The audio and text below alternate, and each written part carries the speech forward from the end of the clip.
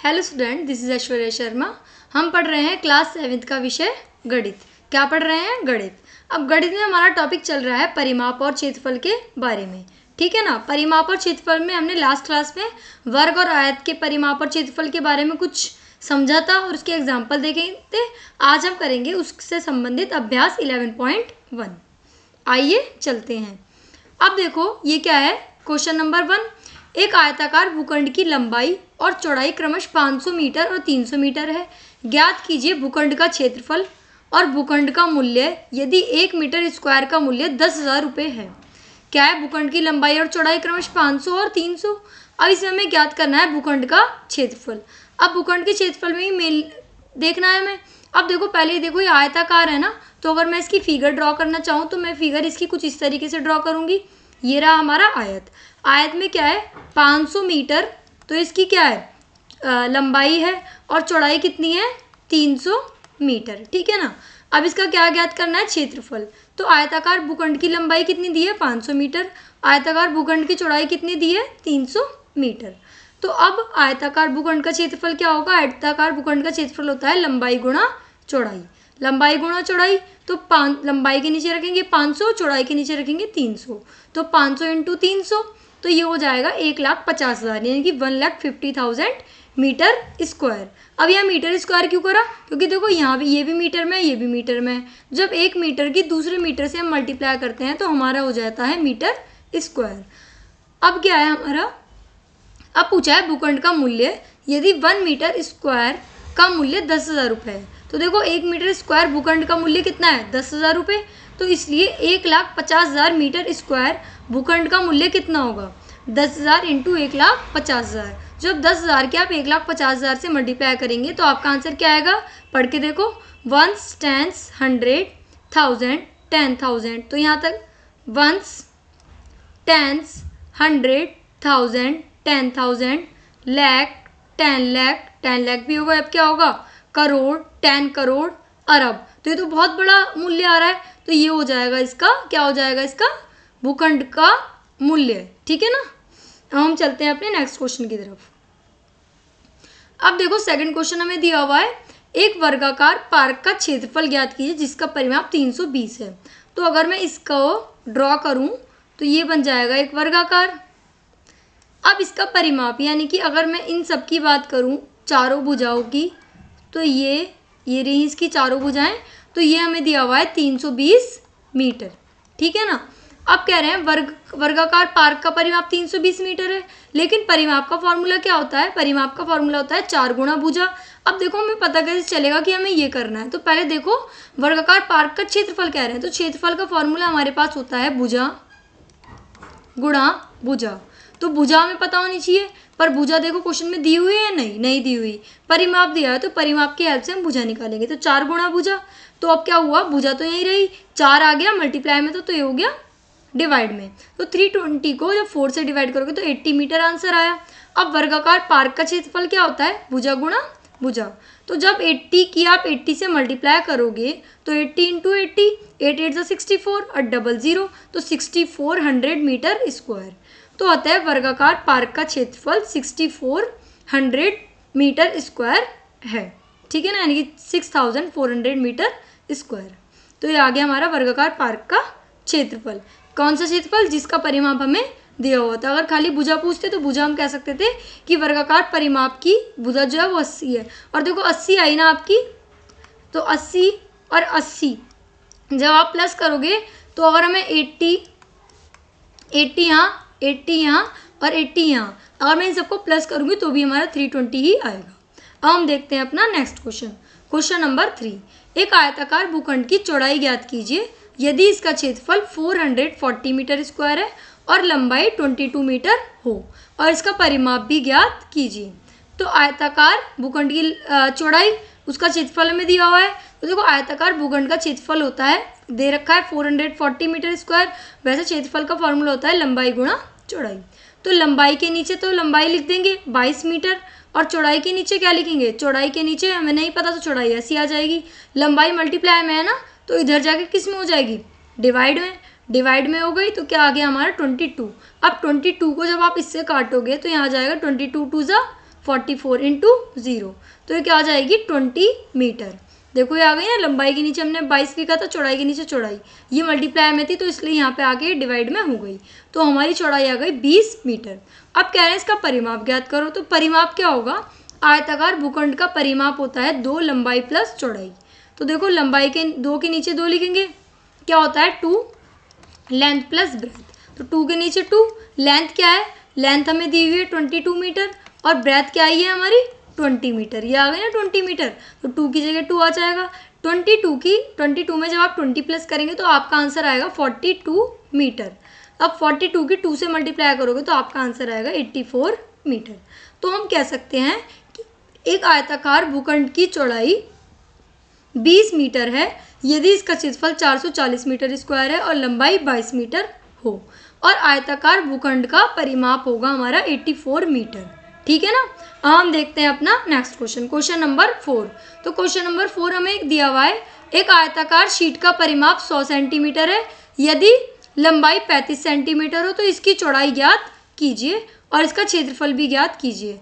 आयताकार शीट का परिमाप हमें दिया हुआ है, लंबाई हमें दी हुई, तो क्या देख रहे थे हम, परिमाप 100 है और लंबाई कितनी है 35। तो देखो अब देखो आयताकार शीट का परिमाप हमें निकालना है, तो देखो परिमाप निकालने का फॉर्मूला होता है 2 लंबाई प्लस चौड़ाई, तो इसके नीचे हम लिखेंगे 100 सेंटीमीटर। अब 2 के नीचे क्या आ जाएगा, 2 के नीचे 2 आ जाएगा, लंबाई के नीचे क्या आ जाएगा, ये हमें दिया हुआ है परिमाप, क्या दिया हुआ है परिमाप और यहाँ आ गया 100 सेंटीमीटर। तो अब हमें क्या दी, लंबाई के नीचे लंबाई, क्योंकि लंबाई हमें दी हुई है 35 पर चौड़ाई हमें नहीं दी हुई, तो हम चौड़ाई ऐसी रख देंगे। अब 2 इसके मल्टीप्लाई में है ना, तो 2 इधर जाके डिवाइड में आ जाएगा, तो 100 को जब आप 2 से डिवाइड करोगे तो आपका आंसर आएगा 50 सेंटीमीटर। अब 35 किस में है, प्लस में है, तो 35 इधर जाके किस में हो जाएगा, माइनस में, तो 50 में से जब 35 जाएंगे तो हमारा आंसर आएगा 15 सेंटीमीटर। अब पूछा है क्षेत्रफल, चौड़ाई तो हमने निकाल ली, क्षेत्रफल पूछा है, तो आयताकार शीट का क्षेत्रफल क्या होता है, आयताकार शीट का क्षेत्रफल होता है लंबाई गुणा चौड़ाई।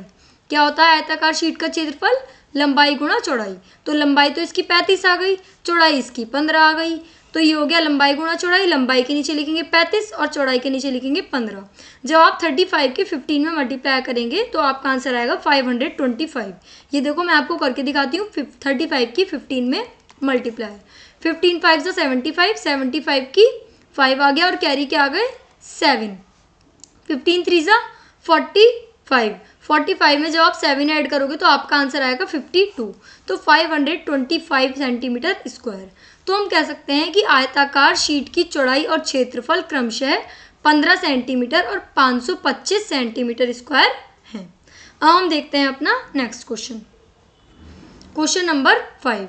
क्वेश्चन नंबर 5 में क्या है, एक वर्गाकार पार्क का क्षेत्रफल एक आयताकार पार्क के बराबर है। ये कह रहे हैं एक वर्गाकार पार्क है हमारे पास, है ना, और एक क्या है आयताकार पार्क, तो ये जो पार्क है इन दोनों के क्षेत्रफल क्या है, आपस में बराबर हैं। तो अब कह रहे हैं यदि वर्गाकार पार्क की एक भुजा 60 मीटर हो, वर्गाकार पार्क की भुजा कितनी हो, 60 हो, तो इसकी एक भुजा क्या है, इसकी तो चारों ही 60 होंगी फिर, क्योंकि वर्ग की चारों भुजाएं सेम होती हैं। और आयताकार पार्क की लंबाई यानी कि लंबाई हमें दे रखी है 90 हो, तो पार्क की हमसे चौड़ाई पूछी है, तो दोनों का क्षेत्रफल क्या है, समान है, तो पहले हम इनका क्षेत्रफल ही निकाल लेंगे। तो वर्ग का क्षेत्रफल हम इजीली निकाल सकते हैं क्योंकि आयत में तो चौड़ाई नहीं दी हुई, तो वर्गाकार पार्क की भुजा होगी 60 मीटर। अब क्या है, आयताकार पार्क की लंबाई कितनी है, 90 मीटर, वर्गाकार पार्क का क्षेत्रफल बराबर आयताकार पार्क का क्षेत्रफल, तो वर्गाकार पार्क का क्षेत्रफल क्या होगा, भुजा गुणा भुजा, और आयताकार पार्क का क्षेत्रफल क्या होता है, लंबाई गुणा चौड़ाई, तो भुजा गुणा भुजा के नीचे लिखेंगे 60 और इसके नीचे लिखेंगे 60, तो भुजा गुणा भुजा 60 इंटू 60, लंबाई के नीचे क्या आएगा 90 और चौड़ाई के नीचे आ जाएगा चौड़ाई। अब देखो चौड़ाई तो यही रहेगी मल्टीप्लाई में, अब 90 मल्टीप्लाई में तो 90 इधर जाके डिवाइड में हो जाएगा, तो 60 इंटू 60 डिवाइड बाय 90। अब आप इसे सॉल्व करोगे तो 0 से 0 गई यहाँ, 3 2 6, 3 3 9, अब 3 से काटेंगे 3 2 6 और 0 की 0, तो 22 आ गए 40 मीटर। 40 मीटर तो आयताकार पार्क की चौड़ाई हो गई 40 मीटर है।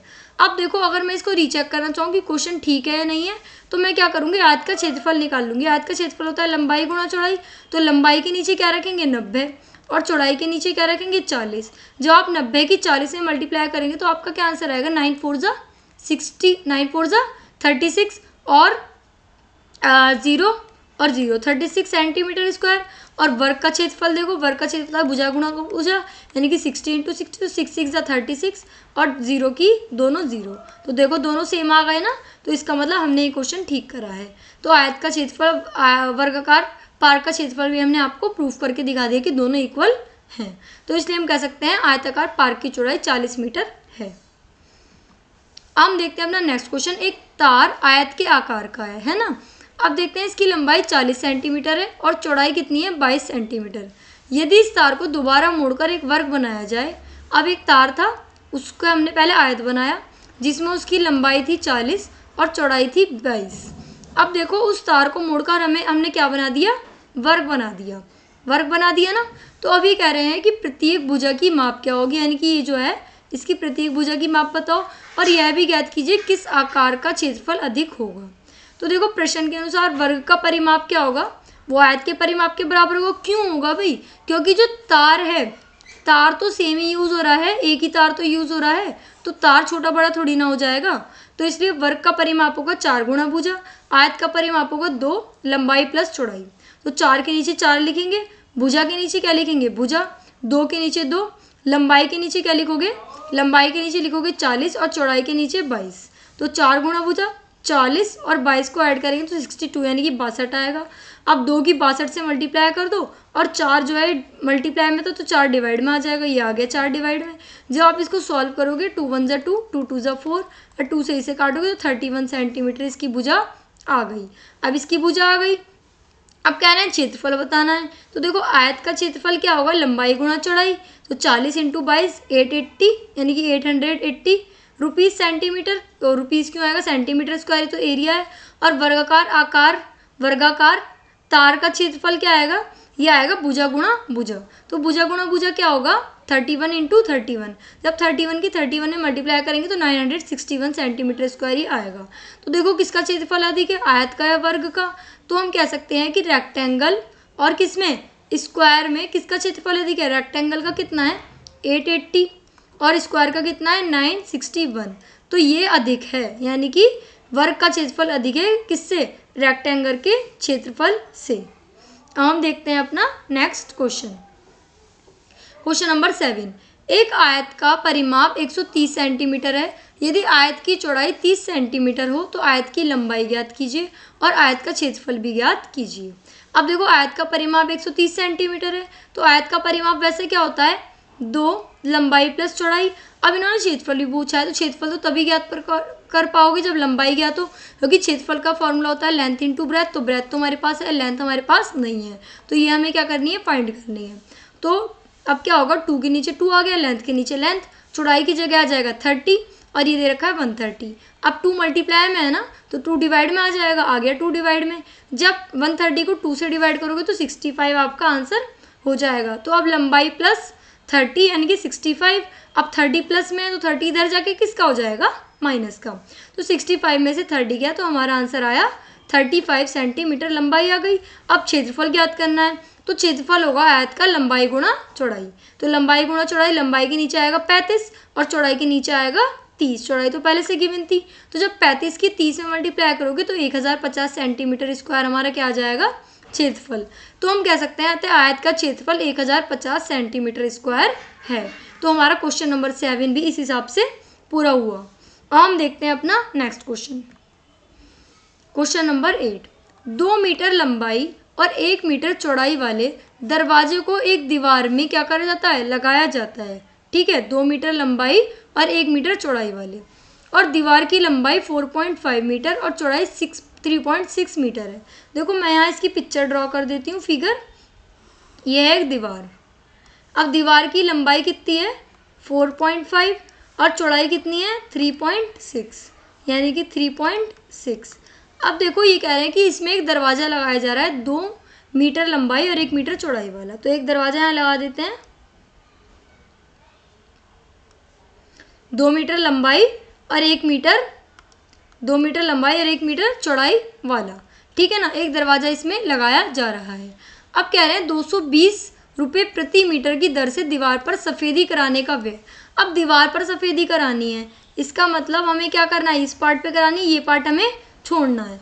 तो हम क्या करेंगे, आयताकार दरवाजे का क्षेत्रफल निकालेंगे, जिससे दीवार के क्षेत्रफल में से हम क्या कर देंगे माइनस। तो आयताकार दरवाजे का क्षेत्रफल क्या होगा, लंबाई गुणा चौड़ाई, 2 × 1 यानी कि 2 मीटर स्क्वायर। अब दरवाजे सहित दीवार का क्षेत्रफल क्या होगा, लंबाई गुणा चौड़ाई, तो लंबाई गुणा चौड़ाई होगा। तो लंबाई क्या है 4.5 और चौड़ाई क्या है दीवार की 3.6। जब 4.5 की 3.6 में मल्टीप्लाई करेंगे तो 16.2 मीटर स्क्वायर। अब दरवाजे सहित दीवार का क्षेत्रफल क्या हो जाएगा, दरवाजे सहित दीवार का क्षेत्रफल होगा, दरवाजे रहित क्यों, क्योंकि दरवाजा हटाना है। तो उसमें हम करेंगे दीवार का क्षेत्रफल माइनस दरवाजे का क्षेत्रफल। तो दीवार का क्षेत्रफल कितना था 16.2 और दरवाजे का क्षेत्रफल था 2। तो 16.2 में से 2 मीटर स्क्वायर लेस करेंगे तो 14.2 मीटर स्क्वायर आ जाएगा। यह आ गया हमारा दीवार का क्षेत्रफल दरवाजे के बिना। अब 1 मीटर स्क्वायर दीवार पर सफ़ेदी कराने का व्यय 20 रुपये। तो 14.2 मीटर स्क्वायर दीवार पर सफ़ेदी कराने का व्यय 20 × 14.2। तो 20 की 14.2 में मल्टीप्लाई करेंगे तो 284 ही हमारा हो जाएगा। अतः 20 रुपये प्रति मीटर की दर से दीवार पर सफ़ेदी कराने का व्यय 284 रुपीज़ है। ठीक है ना। तो ये हमारा हो गया दीवार पर सफ़ेदी कराने का व्यय 284 रुपये। So what did we learn today, हमने कुछ क्वेश्चंस देखे थे। जैसे एक क्वेश्चन क्या था, वर्ग के क्वेश्चन देखे थे। वर्ग में क्या होता है, क्षेत्रफल क्या होता है, क्षेत्रफल होता है भुजा गुणा भुजा, ये देखा था हमने वर्ग का क्षेत्रफल। और आयत का क्षेत्रफल क्या होता है, आयत का क्षेत्रफल होता है हमारा लेंथ इंटू ब्रेथ। अब देखो आयत का परिमाप, वर्ग का परिमाप क्या होता है, वर्ग का परिमाप होता है 4 गुणा भुजा होता है। और आयत का परिमाप क्या होता है, आयत का परिमाप होता है 2 लंबाई प्लस चौड़ाई, यानी कि लेंथ प्लस ब्रेथ। हमने देखा था कि अगर एक हमें वॉल दी हुई है, उस वॉल पर हमें क्या करना है, उस वॉल पर हमें पेंट करना है। क्या करना है, पेंट। पर उसमें एक दरवाज़ा भी दिया हुआ है। तो हम क्या करेंगे कि एरिया मतलब एरिया ऑफ वॉल, यानी कि वॉल के एरिया में से हम माइनस कर देंगे किसका एरिया, एरिया ऑफ डोर का एरिया लेस कर देंगे। तो हमारे पास आ जाएगा पेंट कराने के लिए वॉल का एरिया, क्योंकि इस एरिया पे हमें पेंट कराना है, दरवाजे पे हमें नहीं कराना। तो ऐसे कुछ क्वेश्चन आज हमने करे। अब हम मिलते हैं नेक्स्ट क्लास में, तब तक के लिए थैंक यू।